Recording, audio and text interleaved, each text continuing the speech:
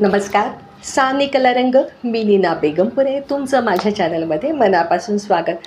सगळ्यांच्याकडे गणपतीची धामधूम सुरू झाली असेल ना. अगदी घरातली स्वच्छता, आज तो विघ्नहर्ता आपल्या घरात येणार म्हटल्यावर आपली खूप छान तयारी सुरू असते. खूप जणांनी विचारलं होतं की गणपतीबद्दल जरा काहीतरी सांगा ना, त्याचं स्वरूप असं का म्हणून. तर माझ्याकडे शास्त्री आठवले यांचं पुस्तक मी वाचते. तर अतिशय सुंदर त्याच्यामध्ये त्यांनी गणपतीच्या स्वरूपाबद्दल माहिती दिली आहे. तर कुठली आई गणपतीसारखं बाळ व्हावं म्हणून इच्छा करणार नाही बरं का. तर गणपतीचं स्वरूप हे असं का, तर त्याच्या मागची जी गोष्ट आहे ती तुम्हाला सांगते. तर पार्वतीचा जो बाळ होतं विनायक, तर शंकराच्या अजाणतेपणी त्या बाळाचं शिर कापलं जातं आणि मग पार्वती नाराज होईल म्हणून तो हत्तीचं शिर आणतं आणि त्या धडावर तो बसवतो. तर हत्तीचंच का, दुसऱ्या कुठल्या प्राण्याचं का नाही, किंवा जो बाळ होतं त्याचं शिर परत का नाही लावलं, ह्या सगळे प्रश्न आहेत. त्याचं उत्तर ह्या पुस्तकात अतिशय सुंदर केलेलं आहे आणि प्रत्येक गोष्टीमध्ये इतका छान गर्भितार्थ लपलेला आहे, तो मी तुम्हाला माझ्या परीने सांगायचा प्रयत्न करते. तर गणपतीचं म्हणजे विनायकाचं गजानन, गज म्हणजे काय, हत्ती कसा असतो, तर हत्तीचं जे डोकं असतं ते मोठं असतं आणि म्हणजे तो तीक्ष्ण बुद्धीचा, अतिशय बुद्धिवान, असं सगळ्या प्राण्यात हत्ती हा बुद्धिवान आहे. आणि त्याचे डोळे बारीक असतात. तर बारीक डोळे कशाचं प्रतीक आहे, तर कुठल्याही व्यक्तीने आपलं हत्तीसारखं दूरदृष्टी, लांबची तुम्हाला दूरदृष्टी असली पाहिजे. 4 हात आहेत.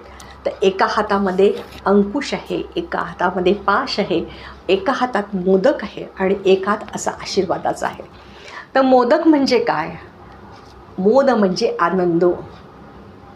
गणपती हा आपल्याला खूप आनंद देतो. तर गणपतीलासुद्धा आपणही आनंद द्यावा, ही त्यामागची भावना आहे. गणपतीच्या येण्याने सगळं घर असं छान आनंदाने भरून जावं, हा त्यामागचा उद्देश आहे.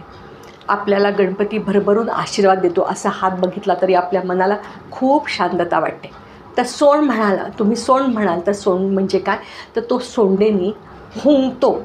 म्हणजे कुठल्याही नेत्याने किंवा कुठला जो गणनायक असतो त्यांनी हुंगून गंध घेऊन जाणलं पाहिजे की ह्यात काय काळबेरं तर नाही आहे. या मागचा अर्थ असा आहे. गणपतीचं पोट जे तुम्ही म्हणता ते खूप मोठं, त्याला लंबोदर.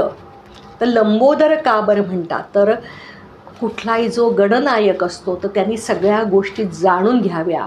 त्याची कुठे वाच्यता न करता आपल्या पोटामध्ये त्या सगळ्या साठवाव्या आणि योग्य वेळी योग्य निर्णय घ्यावा असं हे सूचित करतात लंबोदर. तसंच गणपतीचे शरीराच्या मानाने गणपतीचे, आपल्या गजाननाचे पाय हे छोटे असतात. तर असे छोटे पाय का, तर त्याच्या मागचं सुद्धा काहीतरी कारण आहे. उतावळा सो बावरा और धीरे सो गंभीर, म्हणजे तो हळू चालतो पण बुद्धीने मात्र सगळ्यांना पळवतो. की तुम्ही उतावीळ होऊ नका, योग्य निर्णय घ्या, योग्य विचार करा. तसंच गणपतीचे जे कान असतात ते मोठे सुपासारखे असतात. तर सूप काय करतं, पाखडताना तुम्ही बघितलं असेल की पाखडताना जो सगळा कचरा आहे तो बाहेर फेकला जातो आणि जे छान आहे तेवढंच सुपात राहतं. म्हणजे मग आपण सुद्धा काय करायचं, जी गोष्ट वाईट आहे ती बाहेर आपल्या कानाआड करायची आणि जे चांगलं आहे तेच आपल्याजवळ ठेवायचं, असं हा गणपती आपल्याला सूचित करत असतो. तर ह्या छोट्या छोट्या गोष्टीतनं सुद्धा आपल्याला गणपती खूप काही सांगून जातो. फक्त आपली तशी दृष्टी पाहिजे. प्रत्येक अवयाकडे बघितल्यावर आपल्याला त्यातलं गर्भितार्थ आपण आता शोधायचं आहे. जसं जसं आपण आणखी शोधतो आणखी ना त्यातला आपल्याला अर्थ त्यातनं गवसत जातो. तसं उंदीर, एवढ्या मोठ्या देवाचं उंदीर हे का बरं वाहन आहे? बाकीच्या देवतांचं तर खूप मोठे मोठे वाहन आहेत, अगदी नंदी काय, गरुड काय असे. तर ह्याचं मूषक म्हणजे उंदीर. उंदीर हा छोटासा आहे. मग प्रत्येक घरामध्ये तो जाऊ शकतो, अगदी काय मोठं त्याला वाहन नाही आहे. छोट्या घराघरात गणपती हा पोचला आहे त्या वाहनावर जाऊन, म्हणून त्याचं जे वाहन आहे ते मूषक आहे असं ह्या पुस्तकात दिलेलं आहे बरं का. तर इतक्या छोट्या छोट्या बारकाईने ह्या गणपतीचं जे वर्णन केलेलं आहे ना, त्यामुळे तुम्ही अगदी सजगपणे गणपतीकडे बघा, डोळसपणे बसांनी महाभारत लिहिण्यासाठी बुद्धीची देवता गणपतीची निवड केली. लिहिता लिहिता महाभारत लिहिता लिहिता गणपतीच्या शरीरातली उष्णता एवढी वाढली की त्याला व्यासांनी त्याच्या अंगावर मातीचा थर, ओल्या मातीचा थर दिला का, तर जेणेकरून त्याला गारवा मिळावा आणि त्याच्या मस्तकावर दुर्वा, या ज्या दुर्वा आहे आपण बघतो, म्हटलं तर दुर्वा ही अगदी क्षुल्लक गवत आहे, पण त्यालासुद्धा औषधी गुणधर्म असल्यामुळे आज गणपतीच्या अगदी त्याला मानाचं स्थान आहे. तर त्याला कुठेतरी शांतता मिळावी असं हे दुर्वांचं महत्त्व त्या काळी ऋषींनी जाणलं होतं. आजही दुर्वांचा उपयोग औषधांमध्ये करतात. खूप औषधी गुणधर्म आहे. बघितलं तर आपण म्हणतो की साधं गवत आहे, तर त्याच्यात अत्यंत औषधी गुणधर्म आहेत. तर मग गणपतीचं विसर्जन का करतात? तर त्याच्या मागची पण खूप मोठं काही आहे की 10 दिवस लिहून हे झाल्यावर महाभारत सलग 10 दिवस लिहिले. 10 दिवस लिहिता लिहिता त्याच्या अंगावर इतका मातीचा थर साठत गेला, कारण त्याला गारवा मिळवण्यासाठी त्याच्यावर व्यास त्याला मातीचा थर असं लेपन करत राहिले.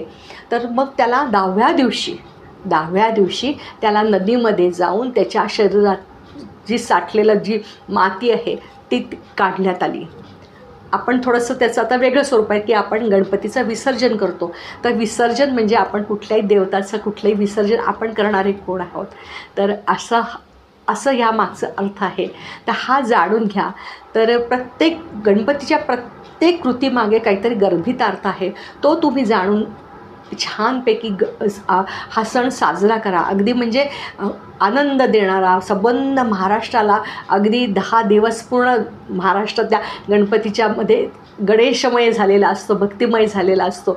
तर तुम्ही फक्त त्याच्या मागची थोडीशी सगळी म्हणजे कृतीमागची कारणं जाणून घ्या आणि खूप भक्तिभावाने गणेशोत्सव साजरा करा. तुमच्या सगळ्यांना गणपतीच्या खूप खूप शुभेच्छा.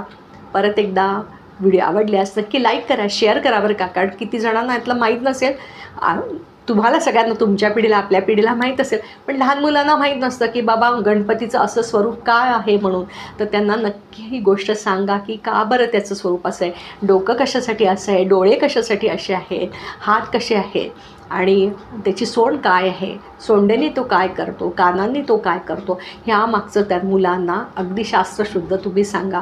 आज पांडुरंग शास्त्री आठवले यांच्या पुस्तकातनं तुम्हाला मी ही शास्त्रोक्त माहिती सांगितलेली आहे आणि मी माझ्या परीने प्रयत्न केला आहे.